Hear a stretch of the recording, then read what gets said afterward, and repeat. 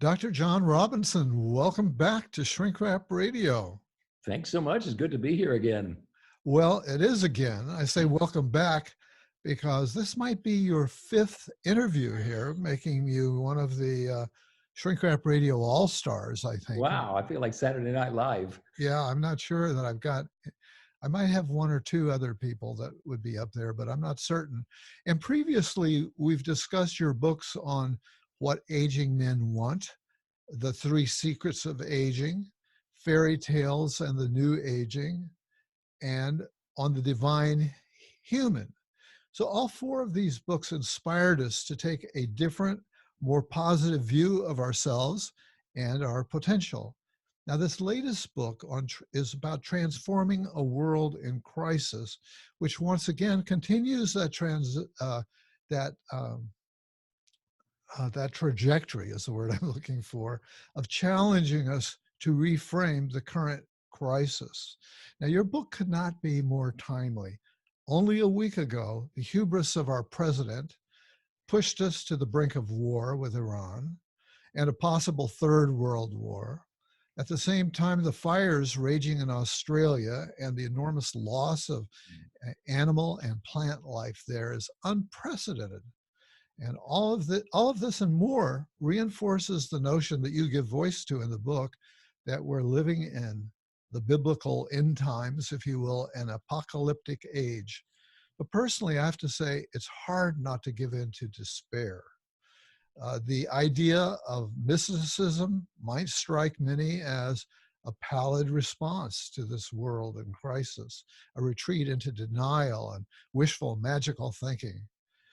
So, how is this not the case? Your book really says that's not what it's about. Well, thank you. That's a wonderful question, and I have to just say this is probably the most important topic I've ever discussed, and I've done lots of interviews and written lots of books. I can't think of anything more important than this, and right now, and I'm totally with you on that. Yeah. So let's then define what mystical activism is. Let's start with the word mysticism. It's one of the most maligned and misunderstood words in religion and spirituality. Mysticism really just simply refers to the firsthand experience of the sacred. Okay, it's not weird, it's not woo-woo, it's not far out. We've all had big and little mystical experiences, like the stunned amazement that you felt when you first met your newborn child and you were speechless and everything was so awe-filled and amazing, or standing at the base of a redwood grove and looking up at these majestic redwood trees, and again being stunned into radical amazement at the beauty of creation, or the palpable holiness of a sacred place, whether it's a church or a religious site or whatever, or that moment of death when you're with a loved one's passing, and in that moment you just know something profound has happened. These are all moments when the mind stops its incessant chatter, and perception heightens and awakens, and suddenly the world is transfigured into something way different than what you are customarily living in. Yeah, it's let a me moment jump in here. The divine breaks into our personal awareness to reveal the sacredness of life. Yeah, let me jump in here because I want to back you up just a little bit, because your whole life has been a journey of following what you call a subtle golden thread. And I'm definitely on the same page with you in terms of one of the things that's often bothered me about traditional religion is a lot of sort of given dogma as opposed to firsthand experience.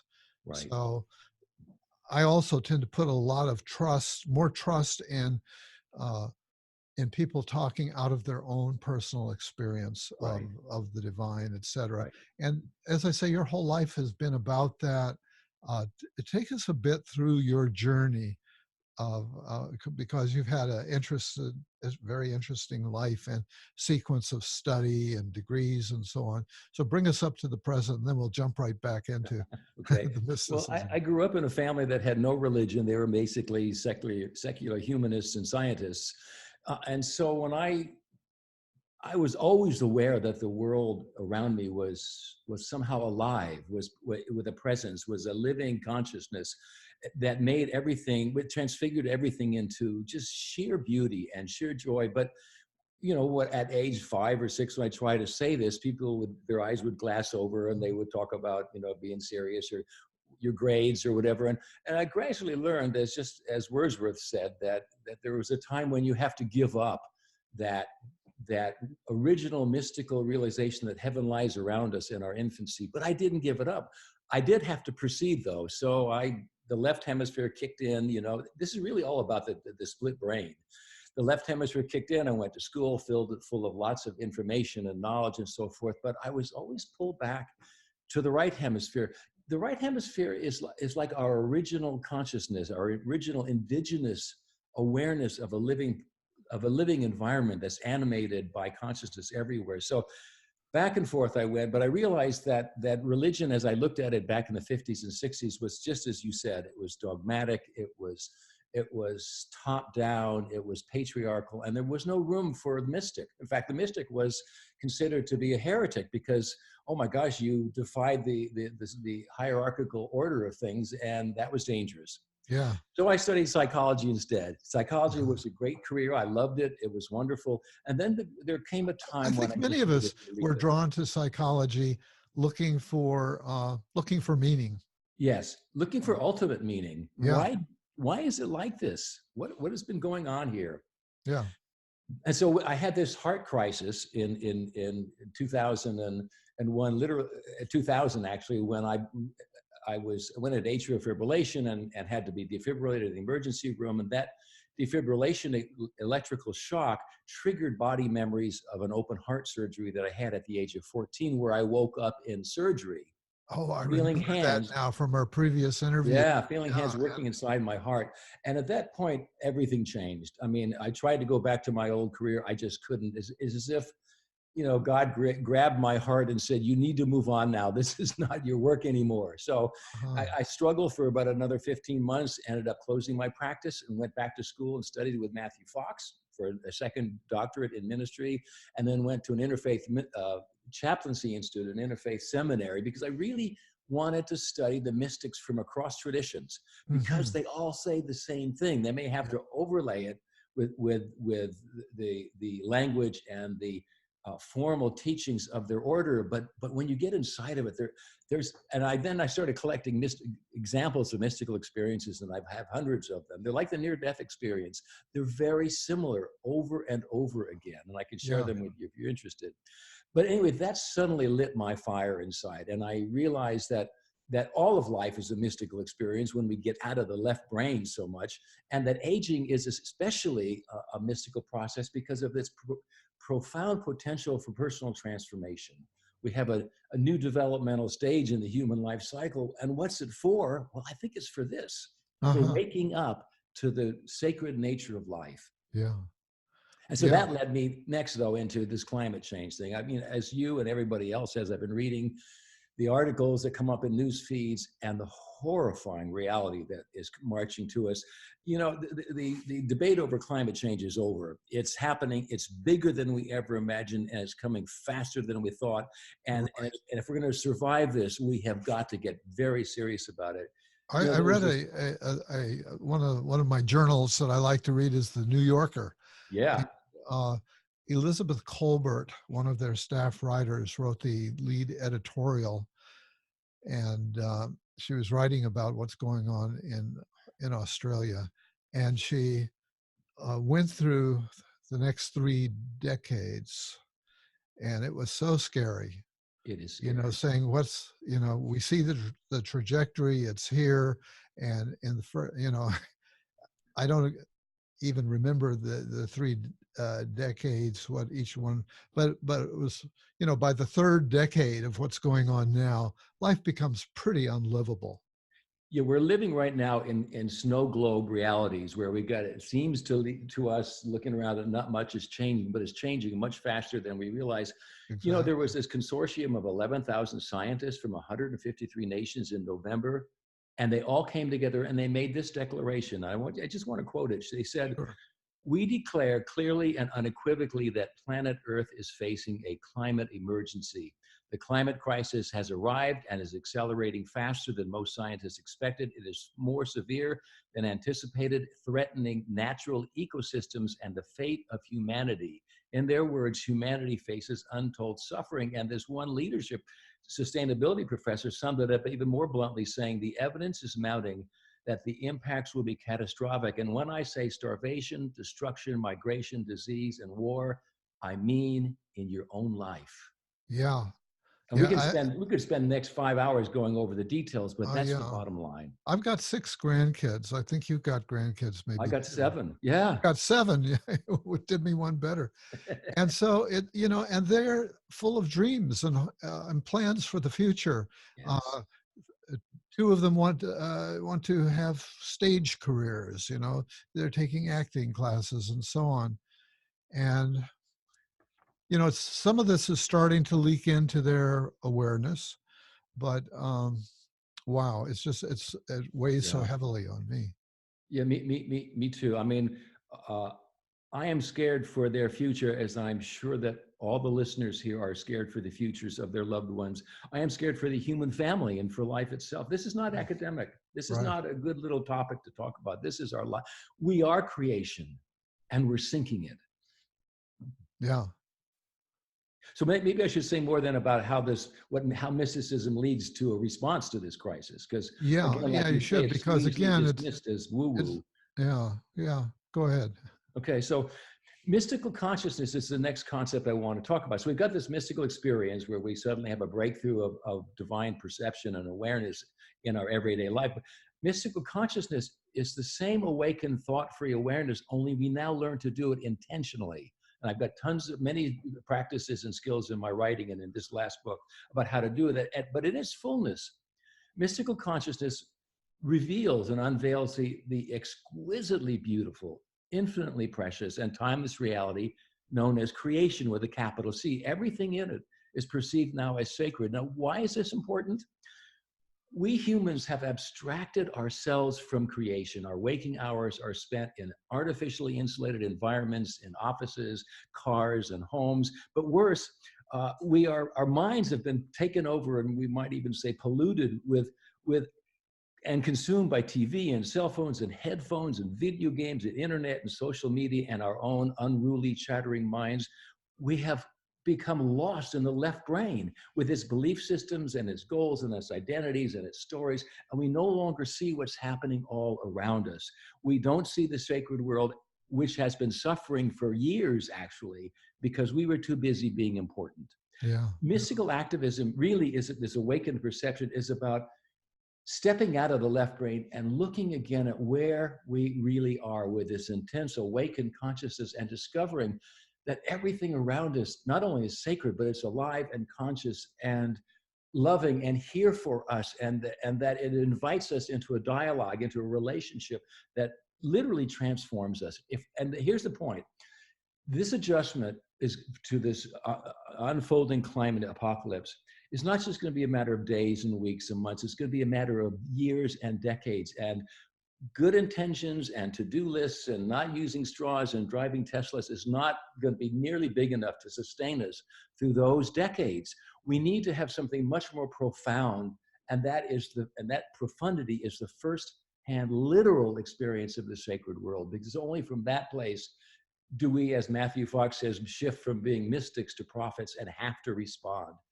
I liken it to if you're driving down the road and you see a little 2-year-old wandering out onto the street, you don't keep on driving and say, well, that's interesting, and what's going to happen? You jump out of the car, you step out, you stop all the other cars, and you grab that kid and you save him. That's the kind of response that happens when we suddenly get how much in danger we are and we start responding to the world. And it's no longer about who's popular and who's got money and who's got, what your political beliefs are. It's about a world that is the only thing we have and will never be found anyplace else in the universe. There's no plan B, as the kids say. This is it. We have to respond. Yeah. Yeah. Boy, I can really relate to what you're saying about the degree to which we are isolated from nature. And when I was a much younger guy, I got to co-lead some river trips down the Rogue River, Oh, yes. 5-day trips through Esalen, and uh, we had to, one of the requirements was we had to put away our watches.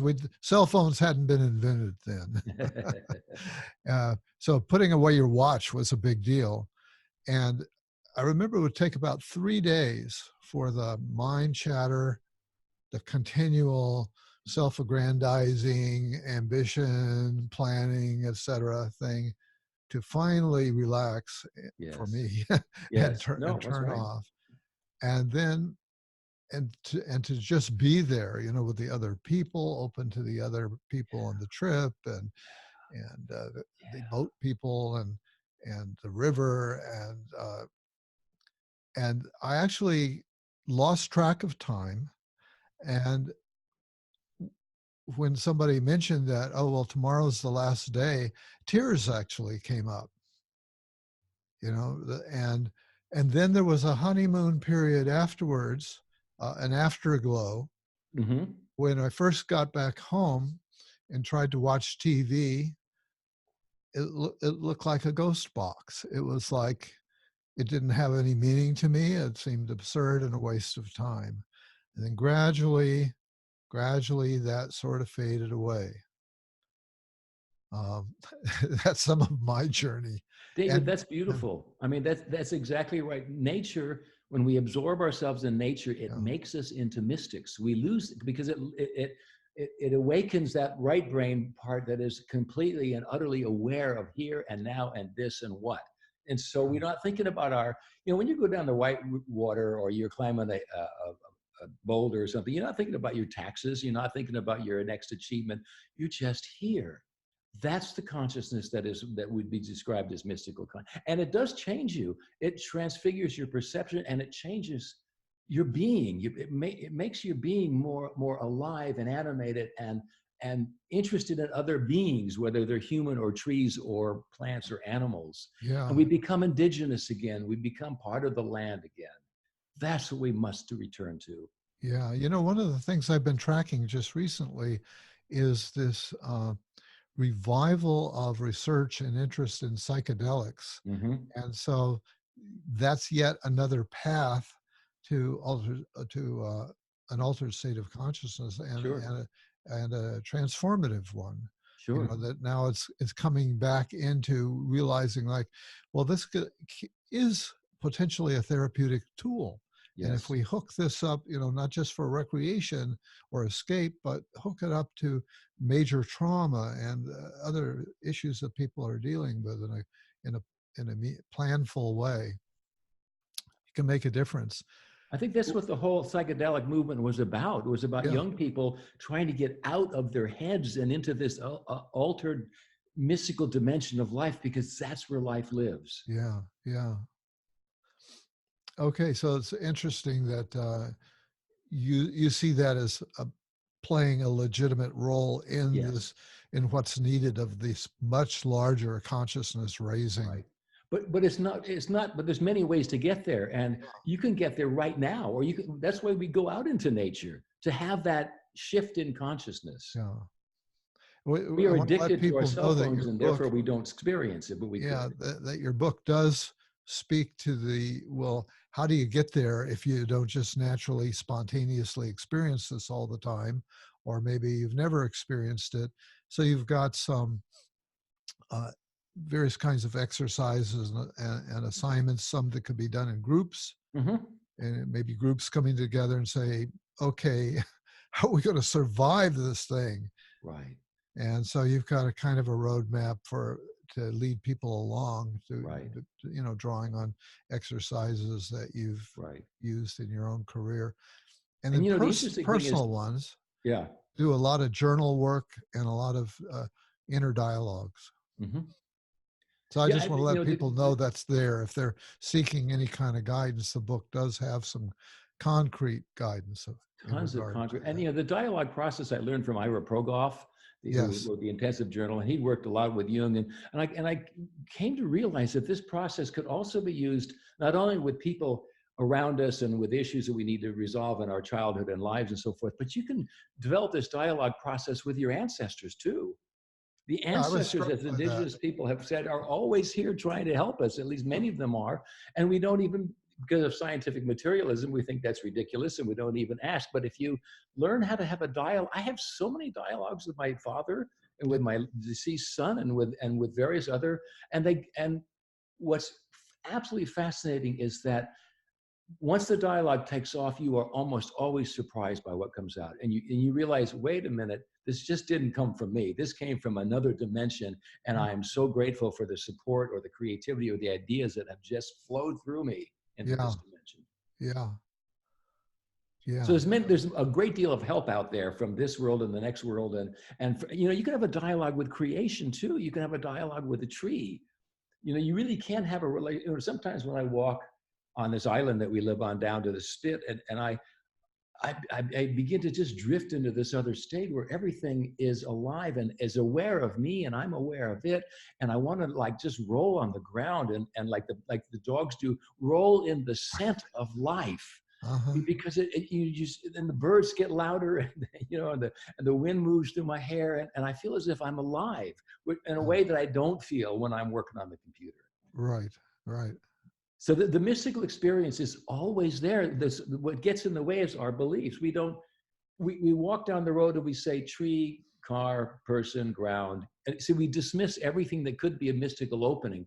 But I teach these exercises where you stop thinking, heighten awareness, intensify awareness to the point of radical awe, and then look at something natural, whether it's a leaf or a twig or a rock. And as you keep staring at it, oh my God, you start seeing things you've never seen before. And when people share this experience in a group, you can just feel how the group itself changes, that everybody has moved, like you said, in your wilderness experience to a different dimension. Mm-hmm. We are going to have to start coordinating and planning how to sustain ourselves without the government, without external resources for years. So we really need to recover our capacity to be deeply bonded, fully awake, committed human beings in small groups, learning again what our ancestors always knew about how to live off the land. Now, may people think this is crazy, but it's not. But the mystical process brings us into this realization and gives us tools for loving each other, for experiencing the grandeur of creation, and for dealing with suffering and despair and hardship. You know, when you learn from the client scientists themselves, my God, many of them are in major depression. Many of them are in I'm not climate surprised. despair, and no surprise, because their own research shows them how the web of life is being torn apart, Right. and they can't bear it, and they can't talk to other people about it. But what I learned as a therapist and as a mystic is, as a therapist, I learned that anything you experience deeply, really deeply, and changes you. So whether it's a historical pain or whether it's the crisis that you're facing, if you could experience it deeply and fully, you are changed. And as a mystic, if you can experience anything in pure consciousness, because consciousness is not yours. Consciousness fills the universe and is basically its sacred divine consciousness. So anything it feels, anything that it holds with intensity transforms your perception of it and transforms you. So we have tools here for standing up to despair. And as one friend of mine said recently, you know, despair is a middle-class luxury we can no longer afford. We cannot sit around saying, oh, woe is me, woe is me. We've got to bear this stuff and then come alive. And so there's a million ways you can help. And so, but the way that the first step really is discernment, to discover who you really are and why you're here at this time in history and what gifts you uniquely bring into the world to bring it back online, to bring it back into focus. Yeah, I think that's a real challenge. I think many of us feel very small. We're just one. It's a huge crisis, Right. and what do I have? You know, what skills do I have that could make a difference? Mm-hmm.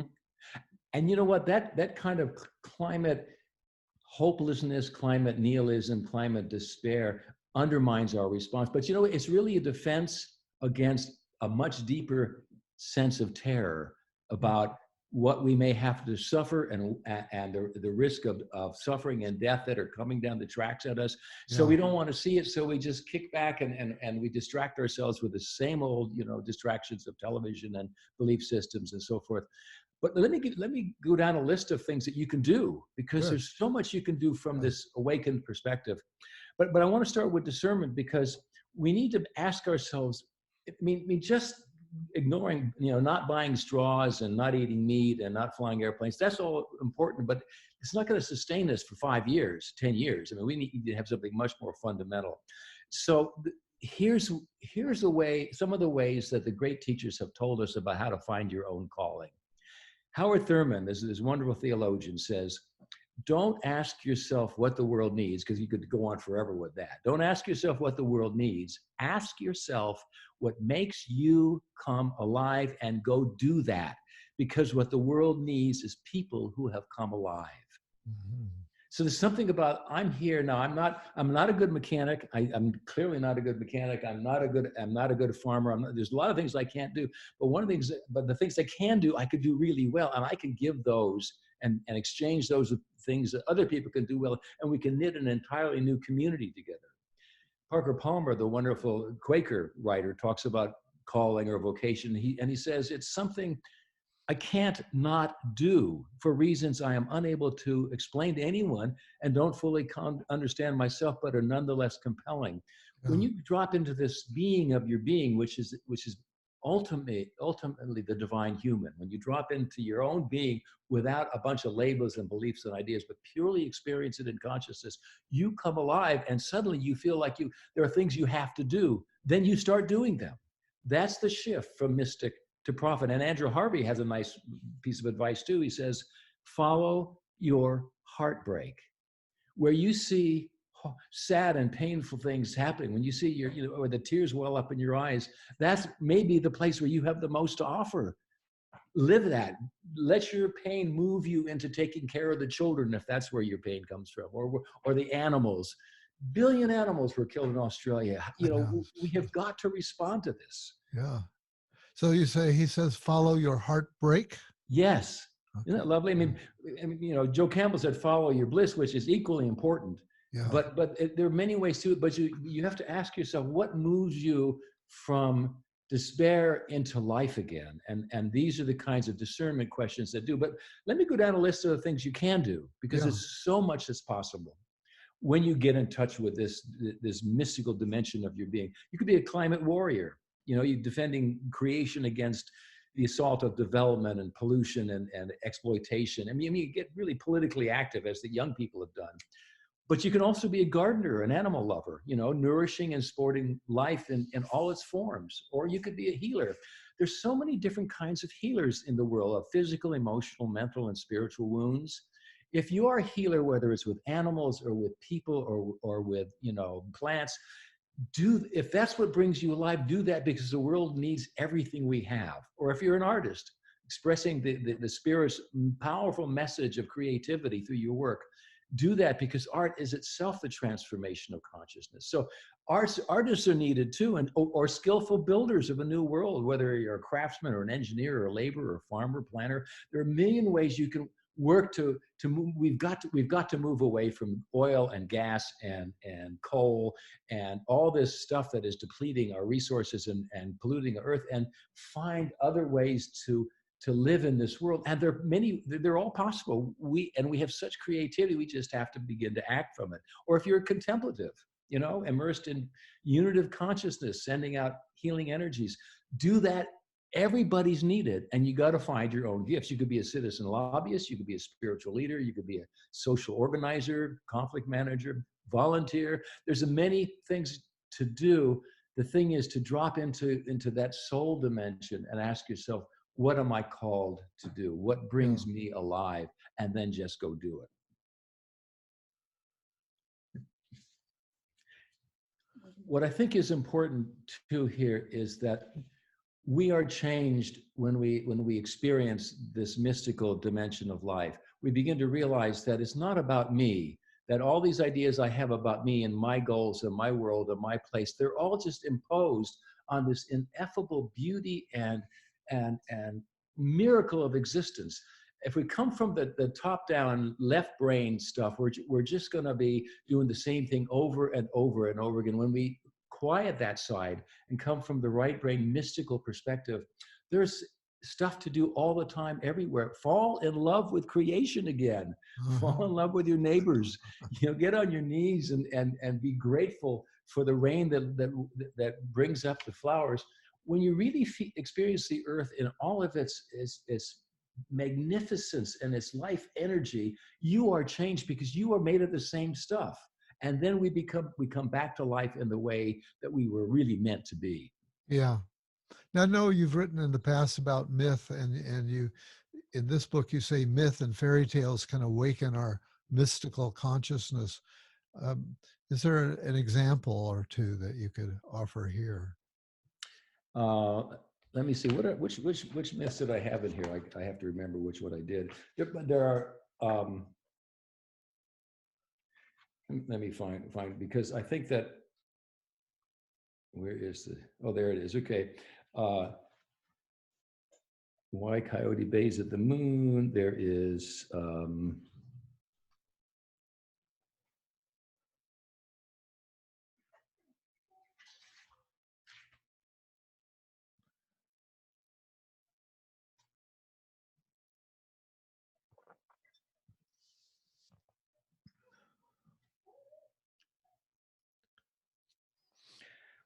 Well, I mean, there are just so many stories that have to do with coming back into this much more awakened consciousness. So there's one about called "Fetch Me a Cup of Water," and so this one guy is an Indian tale, Hindu tale, and he takes a walk with Lord Krishna down this way, and he begins to wonder what he's doing, and Krishna says, "I will happily fulfill your desires."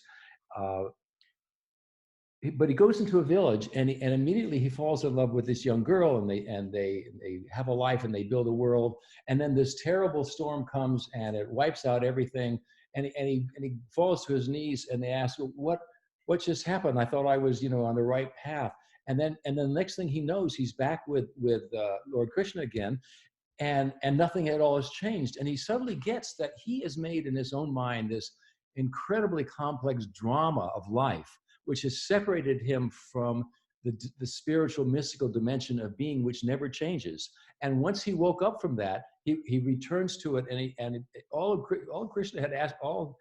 Krishna had asked him to do was to get him a drink of water, and he spent the next 20 years of his life pursuing this whole drama of being somebody important. Yeah. When we wake up, we realize how foolish that is, and that what we want to do is return to the here and the now and the moment, and to love, and to this awakened perception where everything is transfigured into immense beauty and infused with love and joy. And then it's no longer about you, because you really don't even exist in this. The idea of who you think you are is just another fiction.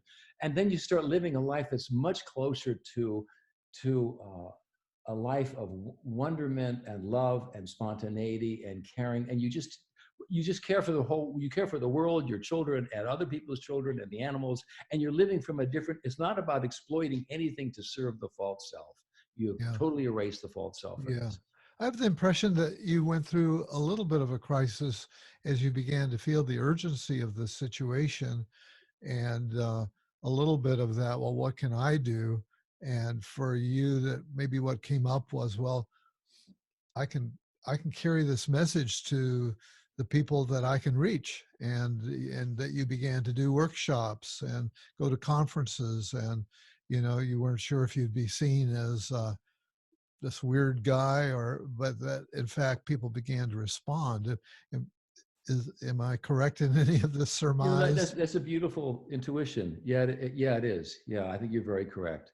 Uh-huh. I mean, I psychology meant so much to me, but there was a time I had to leave psychology to find this other dimension of being that we are all part of, and that will guide us if we learn how to get out of the false self, and into the flow of existence.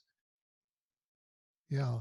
So I'm under the impression that now you are in fact doing a lot of public speaking and leading workshops. Uh, and am I right that you're leading workshops in which you sort of teach this mystical process Right. to groups of people? Right. Yeah, yeah. Yeah. No, the book comes out next month, so they haven't really started yet. But yeah, I'm going to be doing it locally, and I'm doing them through Creation Spirituality, and I'm doing them through the Saging International, and I'm doing it through a number of different organizations Right. as ways to bring people on board with this mystical experience of life, Yeah. which transforms the world you live in. Yeah. How can people find you if they want to know more about that and want to know what groups you're doing, when and where, if they want to join, sign up, Sure, sure. whatever? Come see me at my website, johnrobinson.org, johnrobinson.org.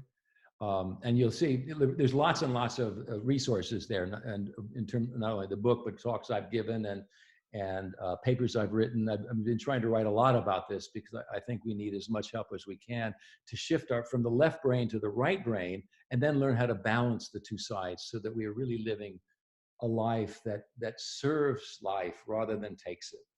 Yeah. Yeah. Well, what have we not said here that you would still like to say?